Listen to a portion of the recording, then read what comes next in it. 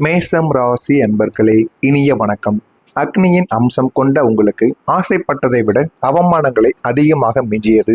அதுதான் உங்களுடைய வாழ்க்கையில் உண்மையான ஒரு விஷயமாகவும் இதுவரைக்கும் கருதப்பட்டு கொண்டும் இருக்கும். நீங்கள் எத்தனை முறைகள் மனம் உடைந்தீர்கள் என்பதை விட யாரால் உடைக்கப்பட்டீர்கள் என்பதுதான் வலியானது மிகவும் அதிகமாகி கொண்டேதாங்க இருக்கும். உங்களுக்கு பிடித்த மனிதர் உங்களுடைய மனதை உடைத்தால் நீங்க அதிகமாக கோவப்படுவீங்க. இதுதான் உங்களுடைய வாழ்க்கையில இதுவரைக்கும் நடந்த சில முக்கியமான விஷயங்களாக இருந்து கொண்டே இருக்கும். நீங்கள் ஒரு குழந்தையை போல நம்பியவர்கள் தான் உங்களுடைய முதுகில் குத்தினார்கள். உங்களுடைய ராசிநாதன் செவ்வாய் என்பதால் நீங்கள் ஒரு போராளி. ஆனால் உங்களுடைய பலவீனமே யாரையுமே சந்தேகப்படாமல் நம்புவதுதான் உங்களுடைய பலவீனமாக இருக்கும். நீங்கள் உதவி செய்த கைகளை உங்களுக்கு எதிராக திரும்பிய போது உங்களுடைய மனமும் சுக்குநூறாக உடைந்திருக்கும். அதுவும் உங்களுடைய மனதிற்குள் இதுவரைக்கும் இருந்து கொண்டேதாங்க இருக்கும். நீங்க அமைதிங்கிற வேதனையும் தனிமைங்கிற கொடூரத்தையும் இதுவரைக்கும் நீங்க அனுபவித்து கொண்டிருந்தீங்க. வெளியே சிரித்து கொண்டே இருந்தாலும் இரவு நேரங்களில் உங்களுடைய தலையணைக்குத்தான் தெரியும் நீங்கள் சிந்திய கண்ணீரின் ஈரப்பதம். வேறு யாருக்குமே நீங்க கண்கள்ல இருந்து வரக்கூடிய கண்ணீரானது உங்களுடைய வாழ்க்கையில வேறு யாருக்குமே இதுவரைக்கும் தெரியாது. ஏன் எனக்கு மட்டும் இப்படி நடக்கிறது என்ற கேள்விக்கான பதில் கிடைக்காமல் மௌனமாக நீங்கள் இருந்த நாட்கள் உங்களுடைய வாழ்க்கையில எத்தனையோ நாட்கள் இதுவரைக்கும் இருக்கத்தான் செய்தது. இந்த அமைதி ஒரு கட்டத்தில் வேதனையாகவும் உங்களுடைய வாழ்க்கையில மாற்றவும் பட்டது. உறவுகளுக்கு மத்தியில் நீங்கள் இருந்தாலுமே உங்களை புரிந்து கொள்ளக்கூடிய நபர்கள் யாரும் இல்லை என்கிற மாதிரியான சில தனிமை உணர்வு உங்களுக்குள்ள தேட வைத்து கொண்டேதாங்க இருக்கும். உங்களுக்கு பிடித்த உறவுகளை தனிமை உணர்வு தேட வைத்து கொண்டேதான் இருக்கும். கூட்டத்திற்குள் தனித்து விடப்பட்ட அந்த உணர்வு உங்களை நீங்களே செதுக்கி கொள்ளவும் சில சமயங்கள்ல உங்களுக்கு உதவிகரமாக இருந்திருக்கும். இருந்தாலும் நீங்க சில நாட்கள்ல தனிமையாக இருக்கின்ற அந்த ஃபீல் ஆனது உங்களை விட்டு போகாமல் இன்னமும் உங்களுக்குள்ள துரத்தி கொண்டேதாங்க இருந்தது. இப்படிப்பட்ட உங்களுக்கு எல்லையற்ற பொறுமையும் தீராத காயங்களும் ஏற்பட்டு கொண்டேதான் இருந்தது. உங்களுக்கு கோபம் வரும் என்று உலகம் நினைக்கும். ஆனால் உண்மையில் நீங்கள் காட்டிய பொறுமை தாங்க மிக அதிகம்.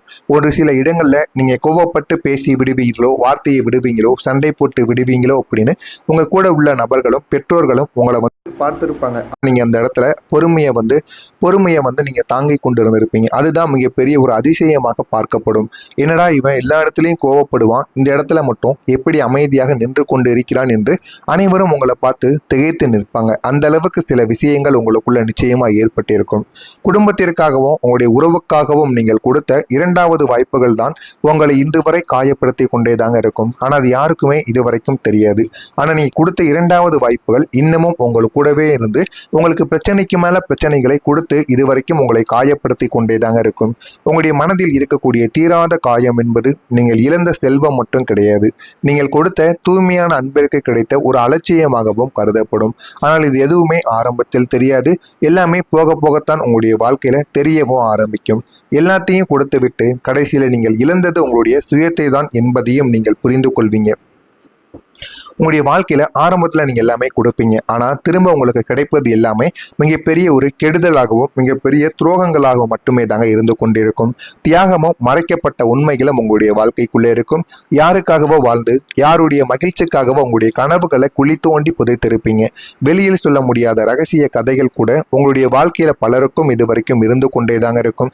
அதையும் நீங்கள் மனதில் வைத்து வாழ்ந்து கொண்டேதான் இருப்பீங்க. உங்களுடைய தியாகங்களை இந்த உலகம் கடமை என்று சொல்லி ஒதுக்கி தள்ளி வைத்திருக்கும். ஆனால் அந்த உண்மைகள் மறைக்கப்படுவதற்காக கிடையாது. காலம் அதனை குறித்து வைத்திருக்கும். உங்களுக்கான நாட்கள் வரும் பொழுது அதை நிச்சயமாக வெளிப்படவும் ஆரம்பிக்கும். அதனையும் போக போக நீங்க நிச்சயமா புரிந்து கொள்ளவும் ஆரம்பிப்பீங்க. இதெல்லாம் உங்களுடைய வாழ்க்கைக்குள்ள நிச்சயமா நடக்கிறதா இல்லையா என்பதை நீங்க கவனமாக பார்த்து தெரிந்து கொள்ளுங்கள். மறக்காம நம்முடைய சேனலுக்கு நீங்கள் புதிய பார்வையாளராக இருப்பின் மறக்காம நம்முடைய சேனலை சப்ஸ்கிரைப் செய்து வைத்துக் கொள்ளுங்கள். அப்பொழுதுதான் இனி வரக்கூடிய காலங்களில் உங்களுடைய வாழ்க்கை எந்த அளவுக்கு மாறப்போகிறது என்பதை நீங்கள் பார்த்து தெரிந்து கொள்வீங்க. பணமும் சந்தோஷமும் தேடி வரக்கூடிய ஒரு காலமாக உங்களுக்கு இந்த ஒரு காலமானது நிச்சயமாக இருக்கும். நீங்கள் பார்த்தது ஒரு இருண்ட நாடகம் மட்டுமே தாங்க உங்களுடைய வாழ்க்கைக்குள்ள இருந்தது. ஆனால் இனிமே பார்க்க போவது உங்களுடைய வாழ்க்கையின் வெற்றிக்கான ஒரு கொண்டாட்டத்தை நீங்க பார்க்க போறீங்க. இது உங்களுடைய வாழ்க்கையில நிறைய விஷயங்களை உங்களுக்குள்ள கற்றுக் கொடுக்கும். முதலாவதா பணமும் சந்தோஷமும் உங்களை தேடி வரக்கூடிய ஒரு காலமாக இருக்கும்.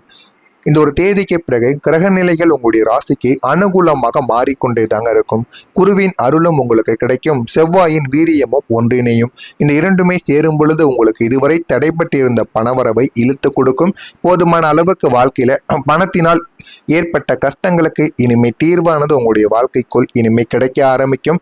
ஏதோ இது ஏதோ லாட்டரி போன்றது மட்டும் கிடையாதுங்க. உங்களுடைய உழைப்பிற்கும் நீங்க இழந்ததற்கும் பிரபஞ்சம் தரக்கூடிய வட்டிக்கான ஒரு பதிலாக இருக்கும். நீங்க இதுவரைக்கும் எத்தனையோ மனிதர்களுக்கு செலவு பண்ணி அந்த ஒரு பணம் திரும்ப வராமல் இருந்திருக்கும்.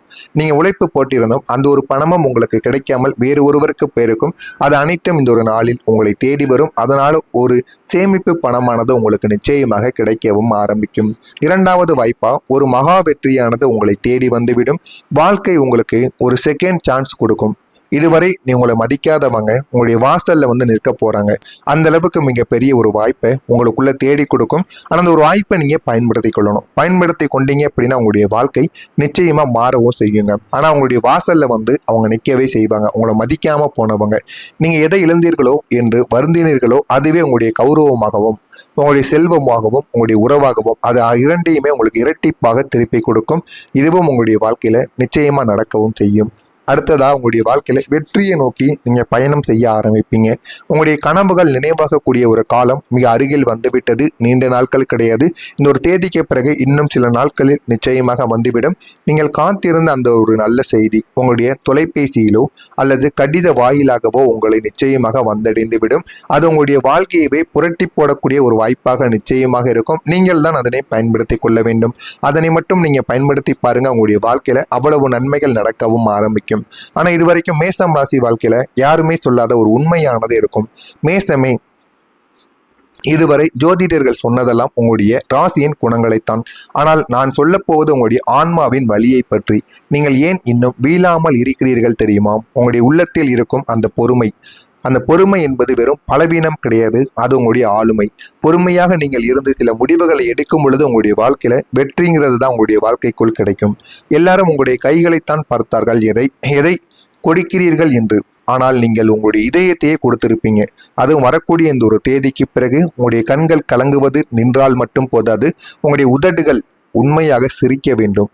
நீங்கள் இழந்த ஒவ்வொரு கண்ணீர் துளிக்கும் பதிலடியாக உங்களுடைய ஏளனம் செய்தவர்கள் முன்பு நீங்க ராஜாவாக ராணியாக அமரும் காலங்கள் இதோ வந்துவிட்டது. இதனையும் நீங்க செய்து பார்க்கணும். இதையும் செய்து பார்த்தால் வாழ்க்கையில அவ்வளவு நன்மைகள் இனிமே நடக்கவும் ஆரம்பிக்கும். இனிமே உங்களுடைய கதை சோகமாக இருக்காது. வாழ்க்கையில உங்களை மதிப்பவர்கள் உங்களை தேடி வருவாங்க. இதெல்லாம் நடக்க வேண்டும் என்றால் நீங்கள் ஒரு பரிகாரத்தை செய்ய வேண்டும்.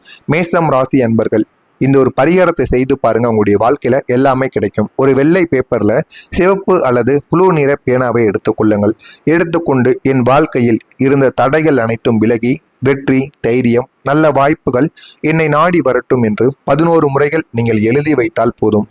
அதனை 11 முறைகள் அந்த பேப்பரில் எழுதி பிறகு அந்த பேப்பரை முருகன் படத்தின் முன் வைத்து ஒரு தீபத்தை ஏற்றி பிரார்த்தனை செய்யுங்கள். 11 தடவைகள் எழுதி அந்த ஒரு பேப்பரை மடித்து வைத்துக் கொள்ளுங்கள். மடித்து வைத்து விட்டு அதற்கப்புறமா அந்த ஒரு பேப்பரை எடுத்து உங்க வீட்டிலோ அல்லது கோவிலுக்கோ சென்று முருகன் படத்திற்கு முன்பு வைத்து பிரார்த்தனை செய்யுங்கள். செவ்வாய்க்கிழமை இதை நீங்கள் செய்தீர்கள் என்றால் மன உறுதி உங்களுக்குள்ள அதிகரிக்கும். நீங்க கேட்டதெல்லாம் உங்களுக்கு நிச்சயமாக கிடைக்கும். எது வேண்டுமோ அந்த ஒரு பிரார்த்தனை உங்களுடைய வாழ்க்கையில நல்ல ஒரு மாற்றத்தை உங்களுக்குள்ள நிச்சயமாக தேடி கொடுக்கும். அதனால உங்களுடைய வாழ்க்கை இன்னும் அழகானதாக மாறவும் செய்யுங்க. அதனால இதனை மட்டும் நீங்கள் எப்படியாவது செய்து பாருங்கள். உங்களுடைய வாழ்க்கையில நீங்க கேட்டதெல்லாம் நிச்சயமா கிடைக்கவும் ஆரம்பிக்கும். எனவே இந்த ஒரு எளிய பரிகாரம் நீங்க மேசம் ராசிக்காரங்க செய்து பாருங்க. உங்களுடைய வாழ்க்கையிலும் ஏகப்பட்ட மாற்றங்கள் என்பது நிச்சயமா நடக்கவும் ஆரம்பிக்கும். உங்களுக்கு எது வேண்டுமோ அதுவும் இனிமே வரக்கூடிய காலங்களில் நிச்சயமாக கிடைத்துவிடும். மறக்காம நம்முடைய சேனலுக்கு நீங்கள் ஒரு புதிய பார்வையாளராக இருப்பின் மறக்காம நம்முடைய சேனலை மட்டும் சப்ஸ்கிரைப் செய்து வைத்துக் கொள்ளுங்கள். அப்பொழுதுதான் நம்ம தொடர்ந்து பதிவிடும் வீடியோக்கள் அனைத்தும் தொடர்ந்து உங்களுக்கு நோட்டிபிகேஷனாக வந்து கொண்டே இருக்கும். நல்லது நினையுங்கள். உங்களுடைய வாழ்க்கையிலும் நல்லது மட்டுமே தாங்க நடக்கும். நன்றி, வணக்கம்.